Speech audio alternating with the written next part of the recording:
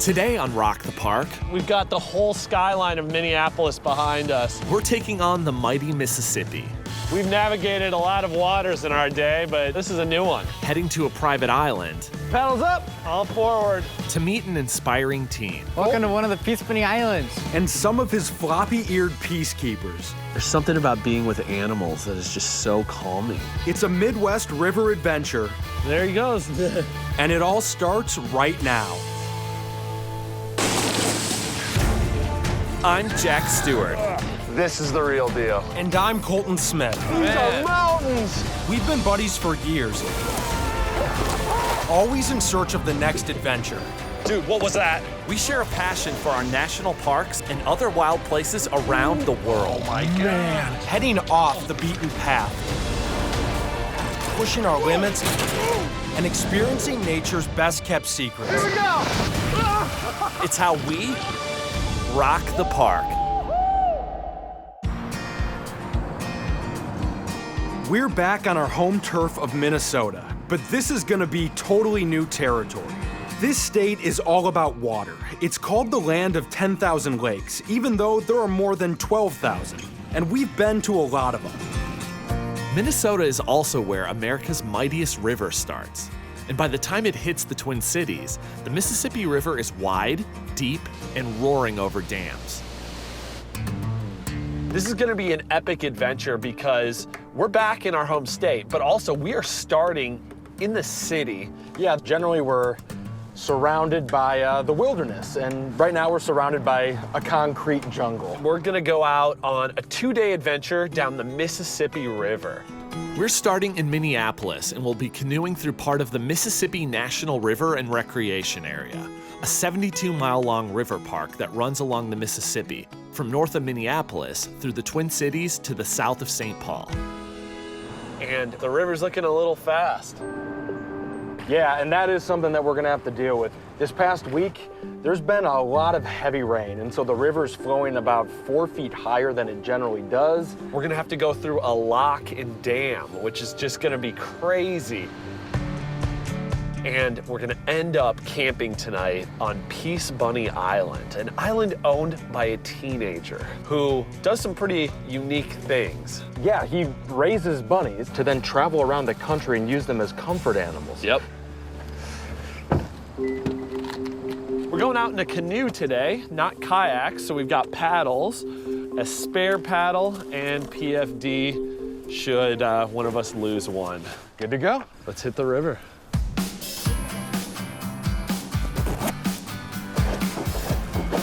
Why don't you get in and I'll push us off. Oh, yeah. We're in. Nice. Right off the bat, this thing feels pretty good. Feels stable. The current is definitely moving. You can see we're making some pretty good progress here. That should make the 17 miles to our campsite go fairly quickly.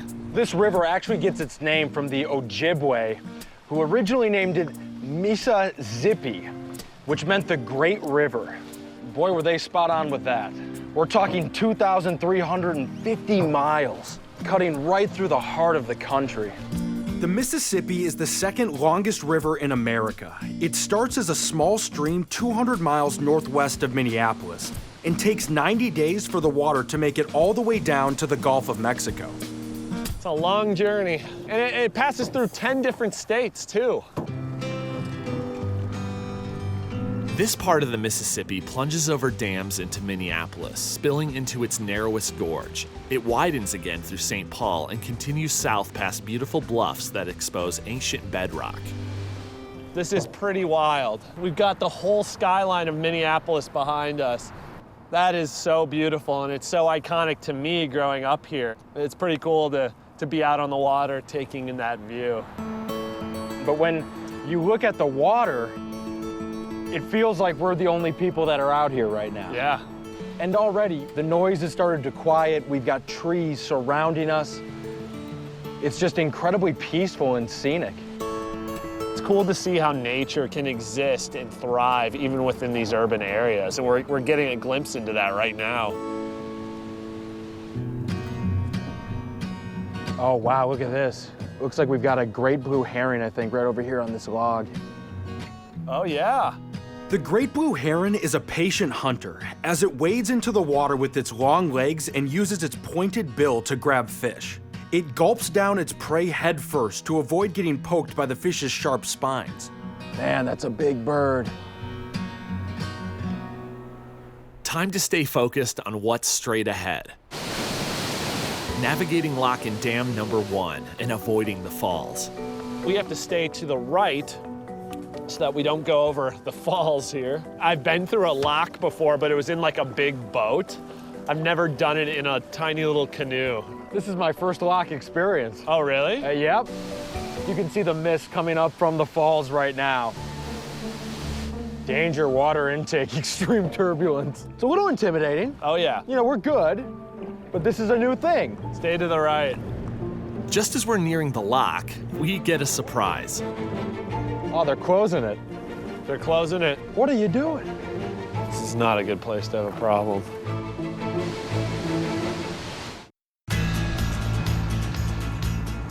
We're back in our home state of Minnesota, canoeing down the Mississippi River, and just as we approach the first lock to avoid a dam, the gates start to shut. But it looks like we've been spotted They're opening the lock.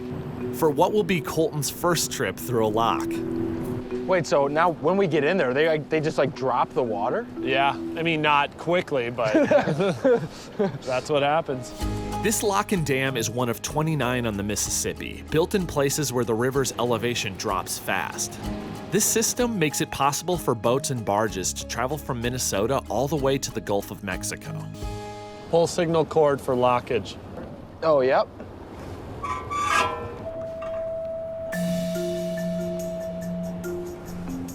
All right, So we pulled the cord, we got the green light, we're good to go. obstacle 1. We've navigated a lot of waters in our day, but this is a new one. It's kind of a crazy way to be able to pass through a dam. We're in. You got the line? Yeah. I'm nervous with anticipation. I have no idea how this is gonna happen. This lock is like a big water elevator that will take us down a step. The huge gate in front of us has already been closed, and the water in the lock has risen to the upstream level. Oh, all right, we got the gates behind us closing. All right, here we go. I'm gonna sit back and relax. The water is going to be slowly emptied out of the lock until we reach the downstream level of the river. We're starting to go. Very slowly, yeah. It's not that giant scary rush that I was expecting. So this is peaceful. So check it out. You can see how much the water has already dropped. We're dropping real fast now. Our 35-foot drop takes us about 8 minutes. Man, this really is a fascinating system. Oh yeah, this is fun. Feels like we're storming a castle. Open the gates! Oh, the gates are opening. Wow, it's a whole new world. Ah, there she is, the mighty Mississippi. Looks like there's a nice little current out there. Oh, there will be, coming from that dam that we avoided. Thank you. All right, paddles up. All forward. Wow, that's cool. So that's the dam that we just avoided by going through the lock. That's incredible. It's pretty cool. Conservation and restoration efforts have brought back a lot of the wildlife, even when we're in the middle of, two cities, major cities like Minneapolis and St. Paul. The river otter is one of the success stories here. These playful mammals make their homes in burrows near the water's edge and remain active even during Minnesota's cold winters. Their numbers are up thanks in part to improving water quality along this stretch of the Mississippi. All right, all forward, all forward. We've gone more than 13 miles as we paddle into St. Paul and pass under a few more of the 170 bridges that span the river. We see all kinds of examples of how the Mississippi is still one of the world's most important commercial waterways. After St. Paul, the river makes a turn to the south and things get quieter. And after a few more miles, we hit our camp for the night. I think this is it. Yep, you're right. Oh no, we got a root right in front of us. Full steam ahead. Yeah. Perfect. Tonight is gonna be the first night that I've ever camped out on the mighty Mississippi. It's a cool thing. And a great way to gear up for tomorrow, hinted by what's alongside the canoe tonight. This is quite possibly the largest rabbit I've ever seen in my life. Hi.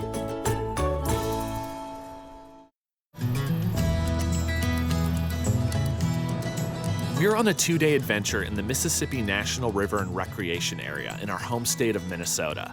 And today will bring another first for us. We're meeting up with Caleb Smith, a rabbit expert and teen entrepreneur.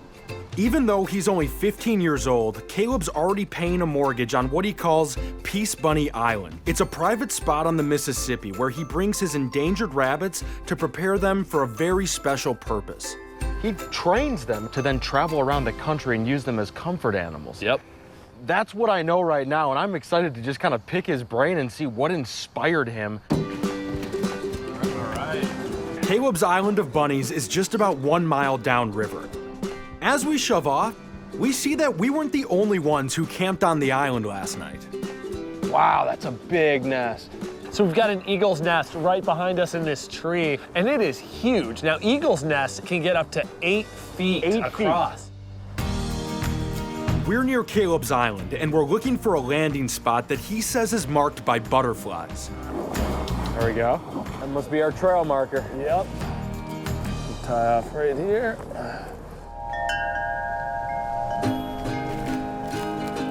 Hey, good morning. How's it going, Caleb? Good. Welcome to one of the Peacebunny Islands. Thanks so much. So this island is called Kinder Bunny, which is where we train the rabbits that are under 4 months old to become comfort animals. Land predators can't get on, and the rabbits won't swim off. So it's a perfect place to let them run free. Right.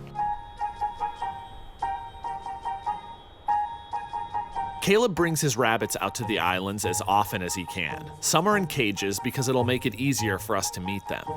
Caleb has all kinds of rabbits to show us, but we're starting with the youngest bunny. So this rabbit here is one of our lion heads. The lion head is named for the fur that surrounds its head like a mane. This little guy is just 2.5 weeks old.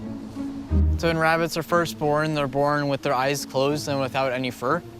And at about day 3 is when they start getting their fur, and about day 10 is when they open their eyes. And they have eyes on the side of their head. So like you would greet a dog or a cat from the front, from the rabbit, they can't see right there, so you have to greet them from the side. Interesting. They just love to interact with people. Yeah. There's just a calming presence to them, and I can totally see why they're so great for not only happy occasions, but also people going through grief. Certainly. Do they like to explore the island? Yeah, they just love to eat the vegetation and explore the land. Oh, wow. There he goes. So on our trip down the Mississippi, we have seen an awful lot of bald eagles. How do you keep these guys safe with all those eagles flying around overhead? The eagles, they stay away from the rabbits if humans are keeping an eye on them. That is a very important thing to note. Yeah. These rabbits don't live on the island. Right. Whenever we leave the island, the rabbits go out with us. Gotcha. So then it keeps the rabbit safe. So the next thing we'll do, go over to the hammock, put a bunny in your lap. The blanket. All right. Peaches. Hey, Peaches. Hello. Oh. There's something about being with animals that is just so calming. It really helps you just to sort of take a deep breath, and sit back, and just enjoy your time with them. This one's Poppy, Peach's roommate. All right. Hey, you. Oh, hello. I like your hair. You're graying. That's like me. I'm getting some of those gray hairs. Colton, who you got over there? I've got Thumbelina over here. She's a giant. This is quite possibly the largest rabbit I've ever seen in my life. Hi. Oh, you're fluffy. It's fun to see the diversity. Absolutely. Just like there's many different kinds of dogs and different kinds of cats, there's different kinds of rabbits. Caleb works with different types of rabbits, but he focuses on 6 endangered breeds, including this one. So this is one of our American chinchilla rabbits. What's cool with these is each hair strand has 5 different colors on it. Wow. So when you blow in their fur, it makes a target shape. That's yeah. amazing. So when you said that this guy is an endangered species. Yeah. So to be endangered, there has to be less than 2,000 left registered in the world, and there's just over 150. That's on the verge of extinction. Yeah. But Caleb is doing what he can to save the American chinchilla rabbit through a breeding and education program. One of the things that we do in our program is we take them out to different places so that we can show people this breed, because if no one knows about it, then they'll never know that it's endangered. Well done. That's awesome, man. good. That is so cool. It's good for the people and also good for the rabbits. It's amazing. And so is this rabbit. This guy looks like a little king. Whoa, he's big.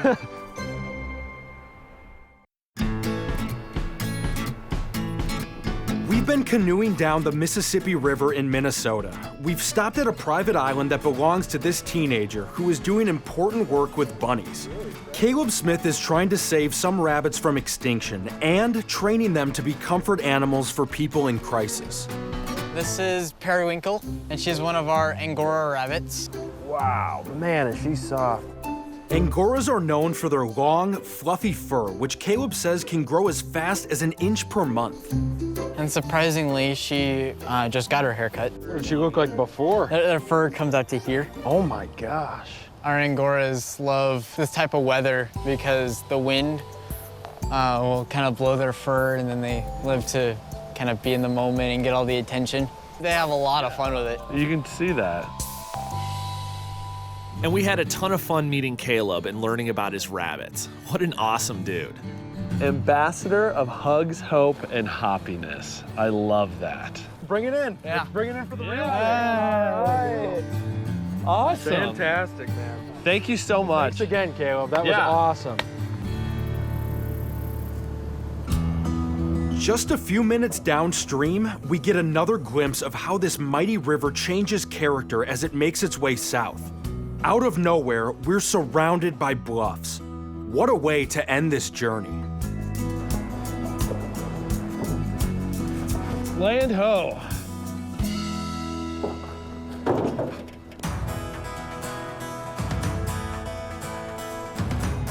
I can't believe I grew up here and never went down the Mississippi River like that. That was incredible. It does kind of give you that you don't know what you have when it's right in front of you type of feeling.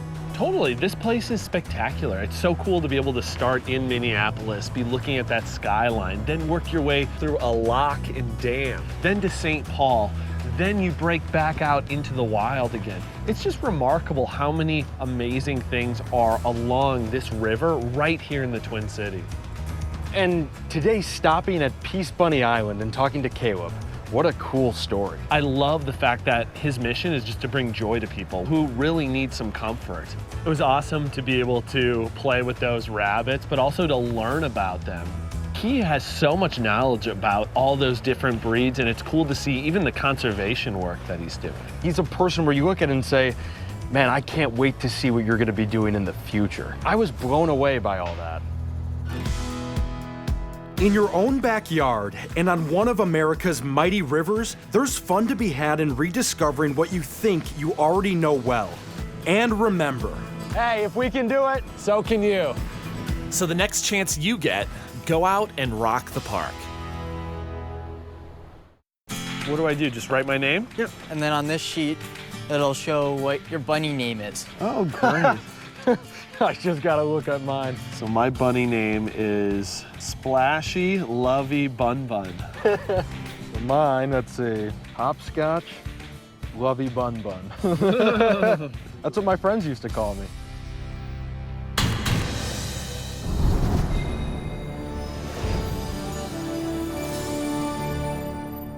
Hey everybody, thanks for watching. Make sure to leave any questions or comments that you have. And please subscribe to the channel. There's a lot more to come.